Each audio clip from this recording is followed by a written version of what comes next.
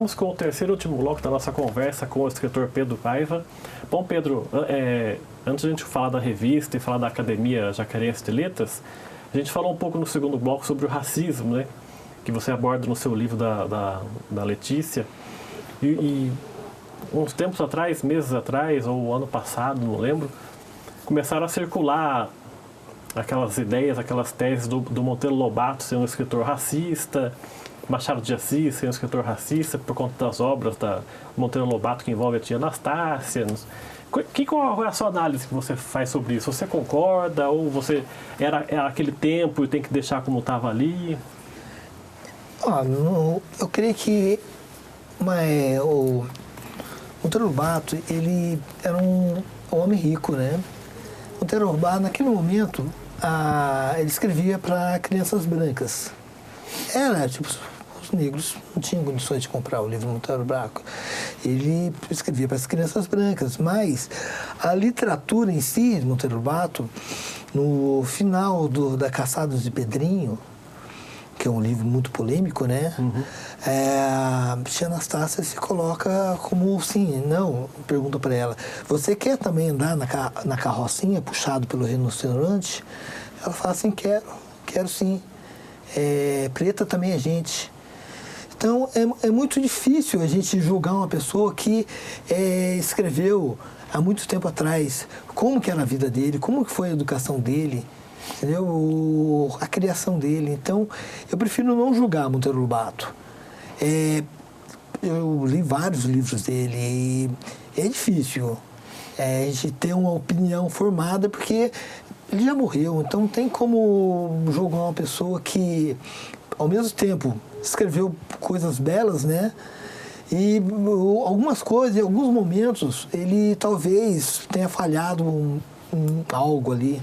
Ele escreveu depois aquele livro O Presidente Negro também, né? Exatamente, eu li O Presidente Negro, não consegui ler inteiro, não parei de ler. E eu acho que... Mas você parou porque não estava gostando? Não estava gostando, não. O Presidente Negro, não gostei desse livro dele. Mas é difícil julgar. Porque é uma época... anos 30, né? Anos 40, Exatamente. Anos 20, era outro tipo de pensamento. É muita história. Se 10 anos atrás, as coisas, 20 anos atrás, a gente não tinha celular. Hoje em dia é outros tempos, então é difícil julgar. Mas eu li Monteiro Lobato, alguns livros, eu li os 12 Trabalhos de Hércules, a gente aprende muito sobre mitologia. Então, eu acho que nem tudo pode ser descartado. Acho que tem que aproveitar o que é bom de Monteiro Lobato. O que for ruim de Monteiro Lobato, você não lê. Mas você também não descarta, né? Não descarta. É uma obra que está para a eternidade, digamos assim. Para a eternidade, né? Sim. Tem que saber discutir Monteiro Lobato. Ou a pessoa é que nem esse lance de direita e esquerda. Ou é racista ou não é racista, entendeu? Acho que tem um meio termo ali, entendeu? Tem muita coisa boa do Monteiro Lobato. Ele escreveu muita coisa boa. Só que tem alguns termos, algumas falas dele, algumas coisas que ele escreveu que não, nos dias de hoje, nem naqueles dias seria certo, né? Se você colocar, né? Não é certo naqueles dias também, né? Mas ele é um homem do tempo dele. Tá certo. Vamos falar então da revista, né? O Litera, que você é o editor. Como é que começou essa ideia? Você falou do grupo de amigos. Como é que começou isso? Sim, a Vera Lúcia Figueiredo, ela tinha um clube de leitura. E eu comecei a frequentar esse clube de leitura. Aí quando eu fui fazer esse livro aqui, eu mesmo queria fazer a capa, né? Até a frente eu fiz. Mas fazer a capa do livro tem outras técnicas, né? Aí eu entrei lá nos programas, né? Comecei a fazer, não consegui.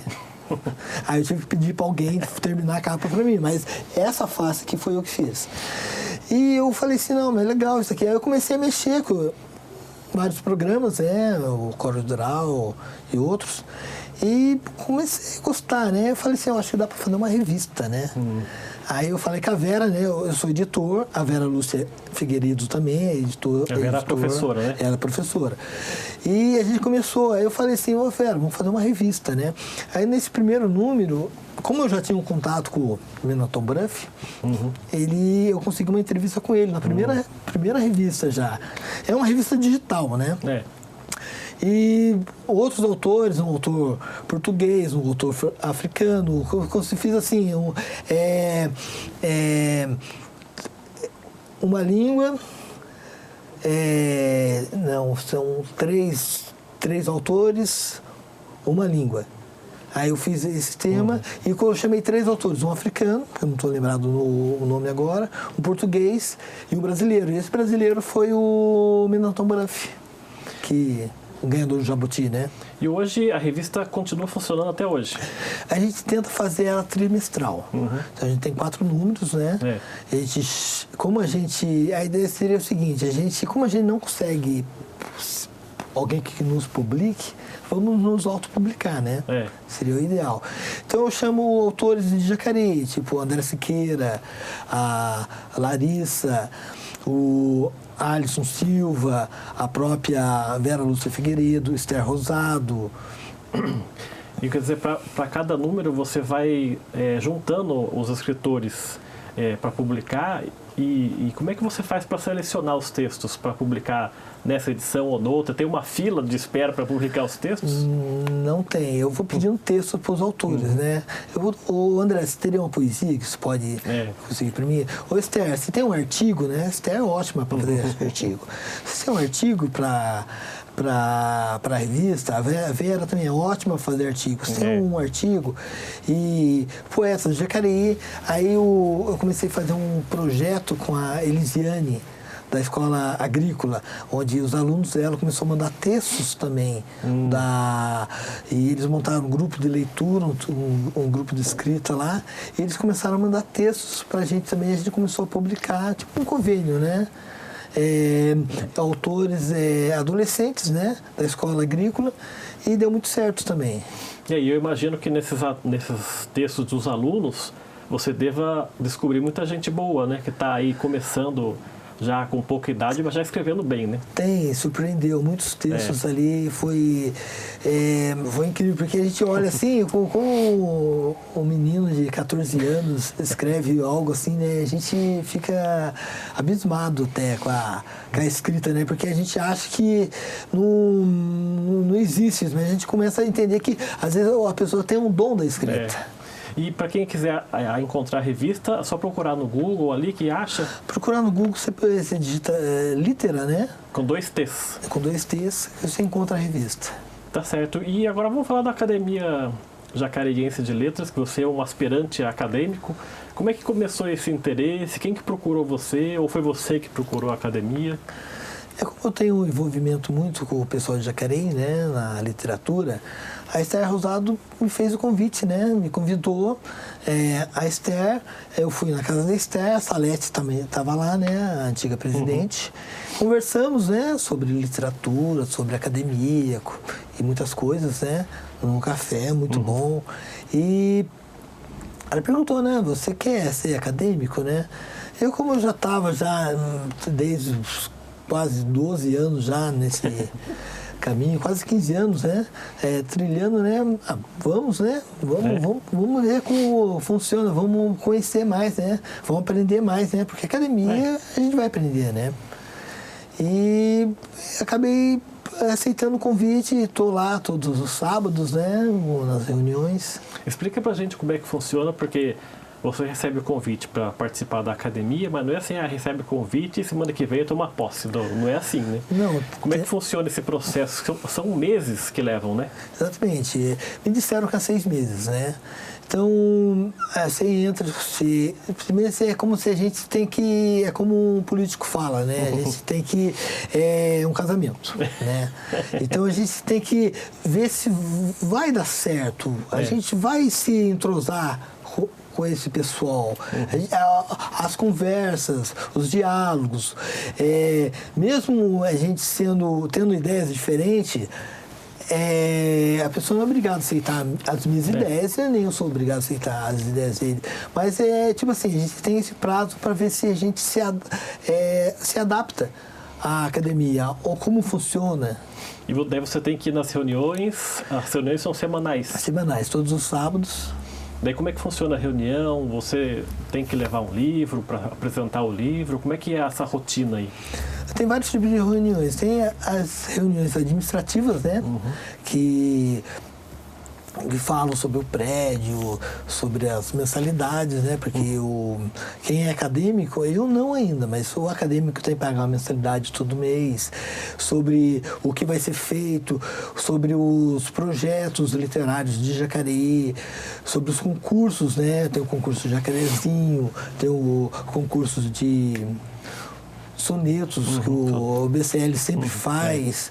Então tem todos esses trabalhos, né? Eles trabalham bem a literatura em Jacareí. Para a gente estar quase encerrando a nossa conversa, a gente falou quase o programa inteiro sobre literatura, né? Falando sobre a sua trajetória. Hoje, se você tivesse que elencar aí 3 autores que você mais gostou de ler ou que você admira, tem como ídolos, quem são esses 3 autores?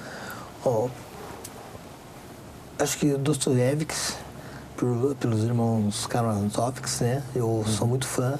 É um livro que eu li e não consegui parar de ler, né? Que é um escritor que mexe muito com a consciência, né? Exatamente, com a psicologia, né? Eu fiquei apaixonado. O Machado de Assis não tem como não falar, né? Machado de Assis, ele jogava, né? Ele escrevia tirando sarro da sociedade carioca, né? Você vê que o Memórias Póstumas, né? É de falar que os ricos cariocas não faziam nada, né? A gente nada produziu, né? E eu acho que um cara que me ajudou muito mesmo, o escritor de Jacareí, o Carlos Guedes, que desde o começo ali, quando no museu, até hoje eu sou muito amigo dele, ele mostrou para mim como escrever, como não escrever, o que livro ler. Acho que isso daí me ajudou muito. Então, eu acho que o Carlos Guedes foi um dos autores e um professor também que mostrou os caminhos para mim. É impressionante como o Carlos Guedes, na medida que o tempo passa, está virando uma espécie de lenda viva aqui em Jacareí, né? Exatamente. Ele sabe muito, né? O Carlos Guedes, se você perguntar sobre tal livro, ele vai dar uma lição sobre o livro, o que é o livro. O livro que eu já li, aí eu começo a ver coisas que eu não vi no livro, ele fala. Eu acho uma personalidade, ele, Jacareí. E da mesma forma que eu perguntei dos 3 autores, os 3 livros que mais marcaram a sua vida hoje, se você tivesse que fazer uma lista. Os 3 livros? Então, o primeiro livro seria mesmo Os Irmãos Karamazov, né? Não tem como. O segundo seria o Dom Casmurro, né? Que tem isso, né? De não só eu acho que eu sou muito contra esse lance de colocar só que extraiu, não traiu. Eu acho que existe muito mais coisa no Dom Casmurro que essa pergunta. Porque fala de um homem triste, né? É Casmurro, né? É triste. Eu ia perguntar exatamente isso. A Capitu traiu ou não traiu? Sim, mas eu acho que traiu. Mas eu acho que, tipo assim, a pergunta, eu acho que as pessoas deviam ver mais outras coisas. Deixar o livro baseado só nessa pergunta é muito pouco, né? Muito pouco, é muito pobre. E outro livro que eu li, o Metamorfose. Do Kafka. O Metamorfose é sensacional. A gente começa a ler, a gente começa a ficar pesado, nervoso, aquele começo, não tem como... E o livro todo é um livro curtinho que tira a gente do sério, eu acho. E é um livro que, se você reparar bem, quem não conhece, é uma história de um sujeito que acorda um certo dia transformado num bicho peçonhento, né? Exatamente. E na medida que o livro avança, os familiares dele, os amigos, começam a se acostumar com o estado dele assim, né? Começam até a sentir um certo nojo dele, porque é um bicho agora, né? Exatamente. É muito interessante, porque ele era o faz-tudo da família, né? Ele trabalhava, ele trazia o dinheiro, coisa e tal. Quando ele se transforma no bicho, a família tem que trabalhar. Entendeu? Ele vira o empecilho da família. Então, essa que é o interessante na Metamorfose. Tá certo, Pedro. Eu quero agradecer muito a sua presença aqui. Parabéns por esse trabalho que você desenvolve aí há vários anos com a literatura de Jacareí também, né? Levando o nome de Jacareí para fora. E obrigado por ter aceitado o nosso convite. Muito obrigado, Rodrigo. Muito obrigado, TV Câmara. E eu gostei muito da entrevista. Obrigado. A gente gostou também da sua conversa. O programa Gente em Destaque fica por aqui. A gente volta numa próxima oportunidade. Até lá.